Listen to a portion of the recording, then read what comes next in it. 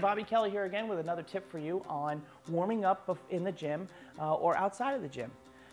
In other tips that we've done, we talked about how you should, walk on a treadmill or ride a bike for 2 or 3 minutes. But here's the deal. I want to make sure that maybe you need some mobility issues. Maybe you have some challenges with the way, you feel when you walk, or leg lengths or things like that. Now, normally I would want to have a certified trainer look you over. But, you're out there looking for information, and maybe after hearing this, you might come in and talk to us.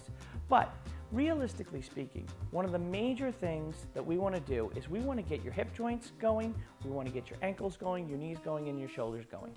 So what I'd like to do is I'd like to show you a couple of things where we will take, especially our athletic teams through, where we open up the joints, we get everything moving in a short 2 to 3 minute span. So take a look. Okay, so a lot of times, especially when we're working with our teams, you're going to see that we don't necessarily do what maybe you did as a child, or maybe some of the other coaches do, where they just say, hey, go run a lap, or just take a couple of sprints up to the midline. I don't necessarily agree with that. Modern information shows that you really need to do sport-specific type stuff. Whether you are a weekend athlete, you're just getting into training, or you play a sport, this is some of the stuff we do. So if you take a look right now, one of the first things we do is knee hugs. The whole concept of the knee hug is that you're going to bring the knee up towards your chin, you're going to loosen up your hip, you're going to feel your lower back loosen up as well. And the key ingredients while you're doing this is to make sure that your shoulders are back, your chin is up nice and tall, and you're bringing your knee towards your head. Now the next thing we'll do is called hip openers. And one of the things we'll do during a hip opener is you'll point your knee out to the side like you see in the video, and you're going to bring your ankle up. Now when you are bringing your ankle up, notice you're trying to bring it up towards your midline of your body, up towards your belt buckle.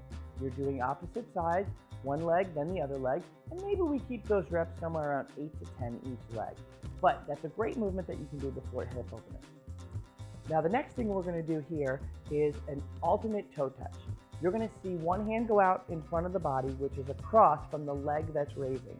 And if you look at the video, you're going to see, again, the shoulders are back, the chin is up. We're alternating sides from left side to right side, trying to keep the leg as straight as possible within reason, because you want to make sure that your knee is soft and everything's limber enough to do it, but we're opening up the joints again.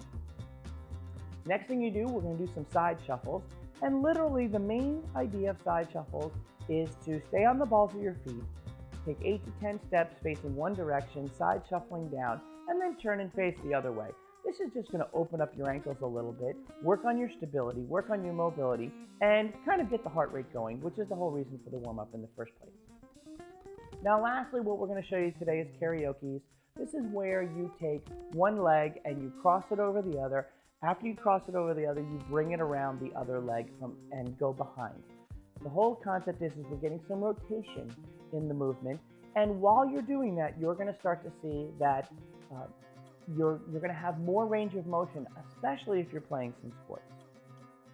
So I hope that if you take the time to add 8 to 10 reps of just a few of these exercises, especially if you have problems with your knees, your ankles, or your hips, or maybe you have some lower back pain, I can promise you by just adding these movements, you're going to see a huge change in the way you feel when you work out both strength, flexibility, cardiovascularly, and conditioning.